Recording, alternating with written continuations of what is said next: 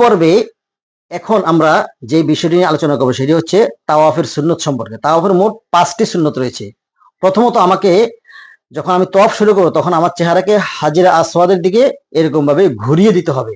2 number, প্রথম 3 চক্কর আমাকে রমল করতে হবে, অর্থাৎ বীরের বেশে হেলে দুলে আমাকে তওয়াফ করতে হবে। বাকি 4 চক্কর রমল করতে হবে না, ওগুলো সাধারণভাবে করলে হবে। 4 নাম্বার হচ্ছে দোনো হাত আমাকে কান বরাবর নামাজের মতো উঠাতে হবে, এটিও একটি সুন্নত।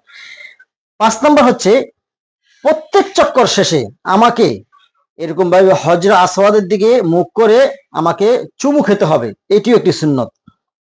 অবশ্যই এইভাবে সুন্নত তরিকা যখন আমরা তোয়াফ করব তখন আমাদের তোয়াফগুলো রসুলের তরিকা হবে এবং বিশুদ্ধ হবে এবং সৌন্দর্য বাড়বে এবং আল্লাহর দরবারে গ্রহণযোগ্য হবে।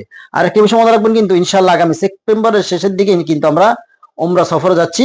আপনারা দোয়া করবেন এবং আমাদেরকে সহযোগিতা করবেন। আসসালামু আলাইকুম ওয়া রাহমাতুল্লাহি ওয়া বারাকাতুহু।